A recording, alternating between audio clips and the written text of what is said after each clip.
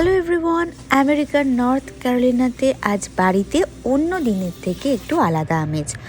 আজ আমার জন্মদিন, আর সেই উপলক্ষেই দীর্ঘ বহু মাসের প্রতীক্ষার অবসান।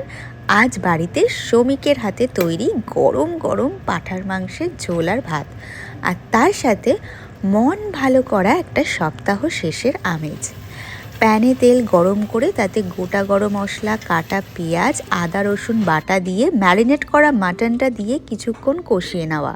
তারপর প্রেশার কুক করে ভেজে রাখা আলু দিয়ে পরিমাণ মতো গরম জল দিলেই কুকারেই রান্না করে নেব গরম গরম এই মাটন কারি।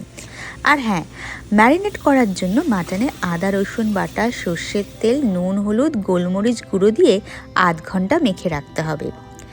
দূর প্রবাসে এমন মুহূর্তরা আছে বলেই তো মনে হয় জীবন সুন্দর এবং সহজ। বাকি সমস্ত গল্প বিস্তারিত বড় ব্লগে। আর